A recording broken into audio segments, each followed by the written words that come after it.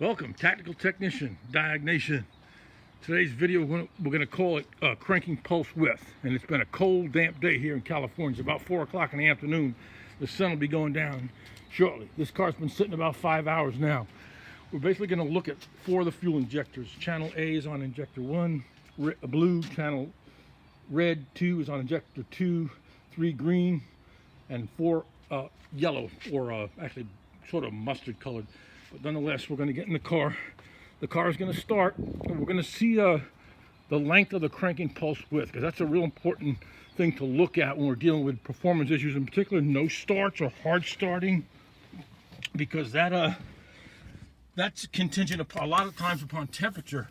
And if it's skewed, it can cause a no start or a flood out or something like that. Be mindful of it. We were always taught that the car needs 3 things to run: fuel, spark, and compression. But there's variables within that. Learn to think within that. Don't take that advice with such rigid adherence when you're dealing with a no start or something, because a skewed coolant sensor can affect the pulse width of the injector, causing it could have too much fuel and flood, or too short a pulse width and not be rich enough to start. So I'm going to start the scope, and then I'm going to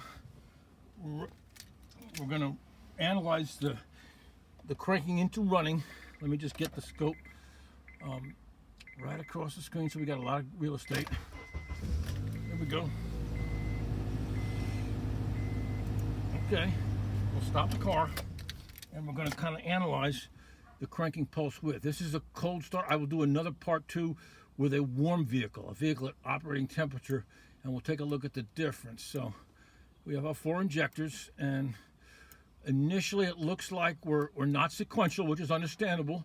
They have to learn their positions, and then they start to fire sequentially. But as far as the cranking pulse width, either way I'll measure it, because that will be affected by temperature. And that's our pulse width right in here. And that right when I start to crank a little early, you can see the waviness in the pattern. But the first injector pulses are these right here, because we have all 4 injectors. I opted not to current ramp.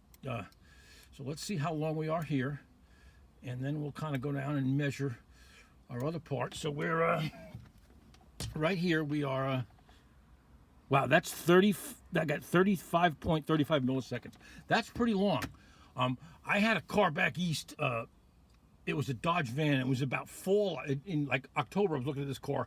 It had a bad PCM, had sticky drivers. I saw a cranking pulse width of 750 milliseconds. I said, this thing is nuts, it's broke. And we called a PCM, and that's what fixed it. Let's go to the next injector, see if we're kind of slightly starting to diminish as we go, or we're still at that 33 milliseconds. I'll go to this one here. Where are we now? Okay, I got 29 milliseconds, so it's getting a little better. It's just it's kind of like an electronic choke, as they say back in old enough to remember carburetors.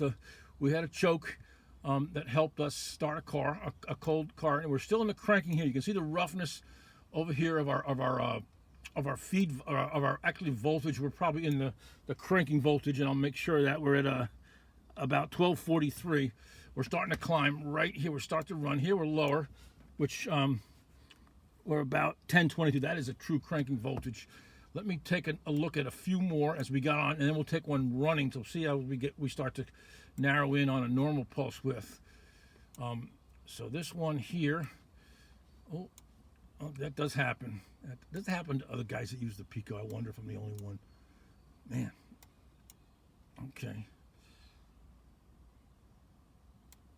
Oh boy. Okay. All right, we'll get it.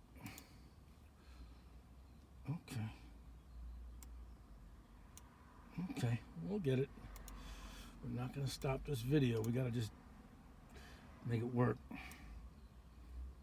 Okay, I'll go in on that one.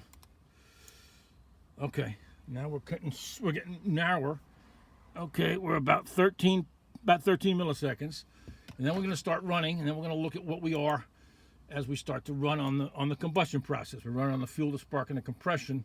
So I'll take a good look at this one right here, and then we'll okay.